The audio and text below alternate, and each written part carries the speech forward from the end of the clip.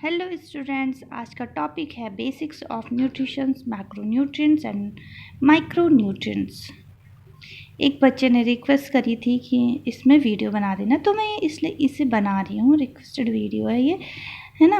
अब देखिए न्यूट्रिशन क्या होते हैं। ऐसे सप्लीमेंट होते हैं न्यूट्रिशन जो कि हमारी बॉडी के ग्रोथ के लिए, डेवलपमेंट के लिए, रेगुलेशन के लिए, रिपेयरिंग के लिए रिक्वायर्ड होते हैं हमारी बॉडी को।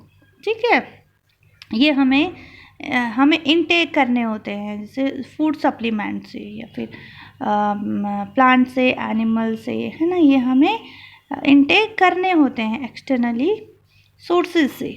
ठीक है, तो ये हमारी बॉडी के ग्रोथ के लिए इम्पॉर्टेंट फैक्टर्स होते हैं ये न्यूट्रिशन। ठीक है, उसके बाद आता है macro nutrients and micro nutrients.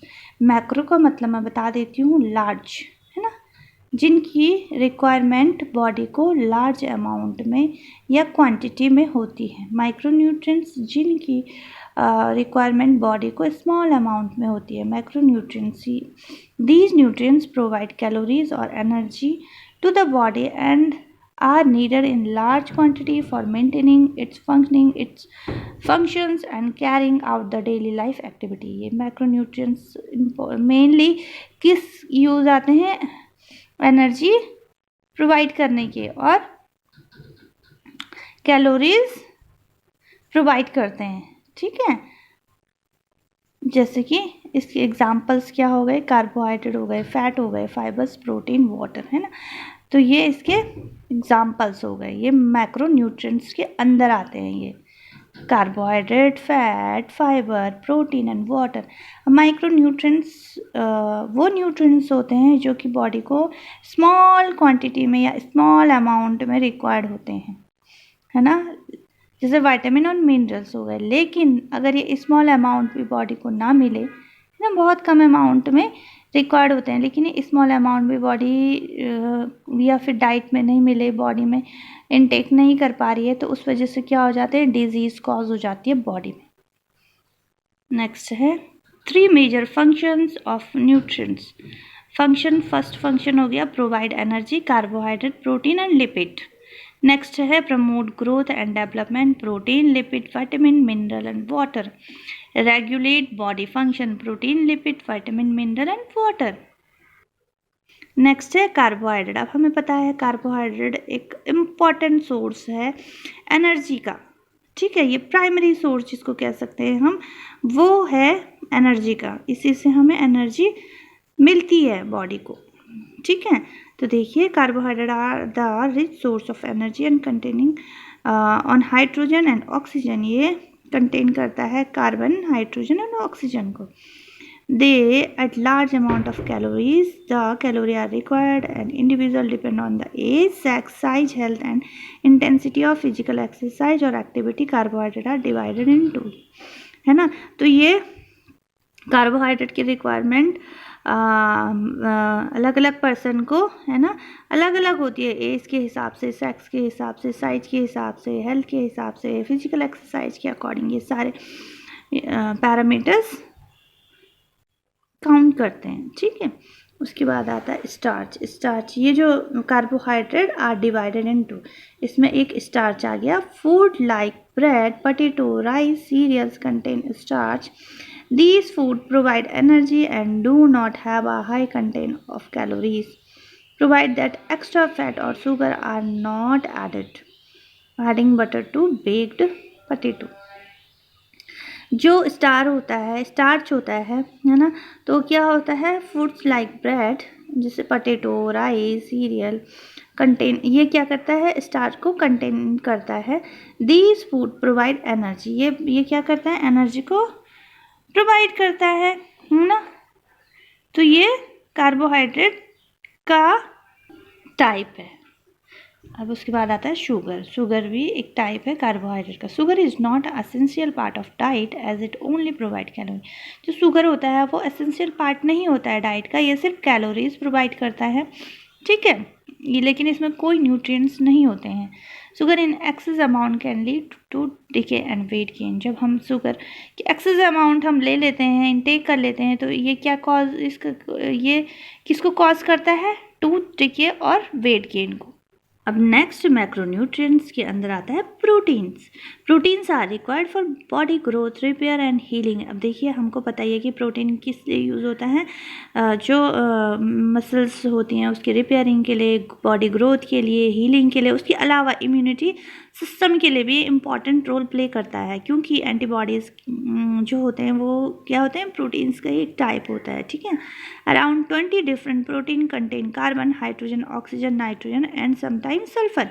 ये इससे मिलके क्या बना होता है? प्रोटीन्स बने होते हैं, ठीक है।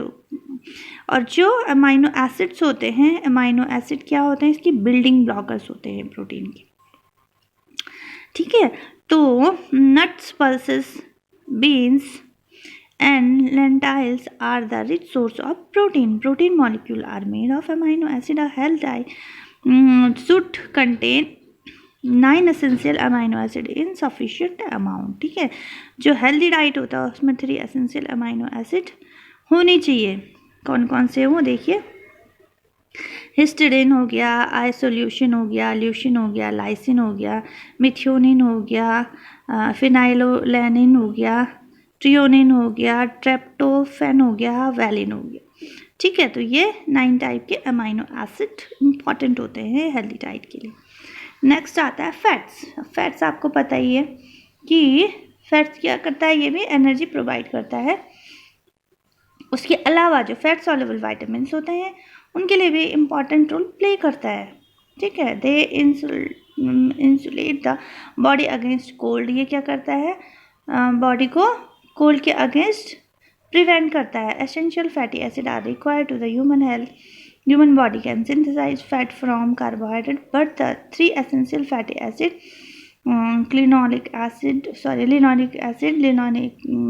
Linolenic acid and arachidonic acid, ठीक है।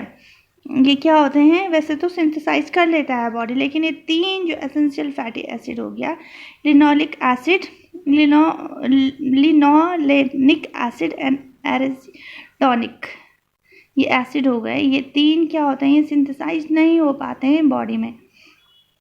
Thus should be added in the diet and form the food and supplement. इसलिए ये जो फैटी एसिड हैं ये डाइट से और सप्लीमेंट से लिए जाते हैं, उसके थ्रू हम डाइट में इंक्लूड कर सकते हैं, है ना। अब देखिए टाइप्स ऑफ फैट्स। फैट्स भी अलग अलग टाइप के होते हैं। फर्स्ट है saturated fat. These fats do not carry any double bond between the carbon atom and the fatty acid chain. Animal fat is the mostly very saturated, and example of the saturated fat is butter. जो saturated fat का example क्या है? butter है, ठीक है। उसके बाद है monounsaturated fat. These fat carry a single double bond in the fatty acid. ये क्या होता है? सिंगल, एक ही डबल बॉन्ड होता है इसमें। जैसे कि example of monounsaturated fat are the olive oil and peanut, ये इसके एग्जाम्पल्स हो गए। नेक्स्ट है polyunsaturated fat. These fat carry 2 और मोर डबल बॉन्ड। इसमें क्या होते हैं? 2 और मोर डबल बॉन्ड्स हो सकते हैं in their fatty acid chain. Example of polysaturated fat are corn, sunflower oil. Trans fat में क्या होगी?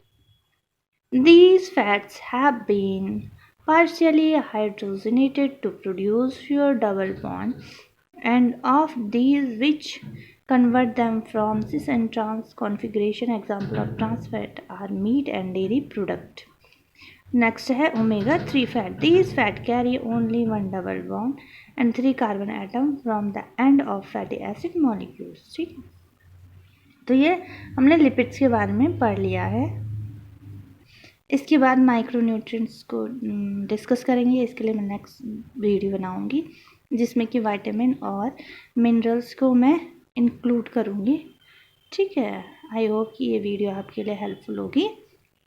Thank you for watching this video. Please इसको सब्सक्राइब ज़रूर कर दीजिएगा, लाइक कर लीजिएगा अगर ये थोड़ा भी आपके लिए हेल्पफुल है, और शेयर ज़रूर कर लीजिएगा प्लीज़।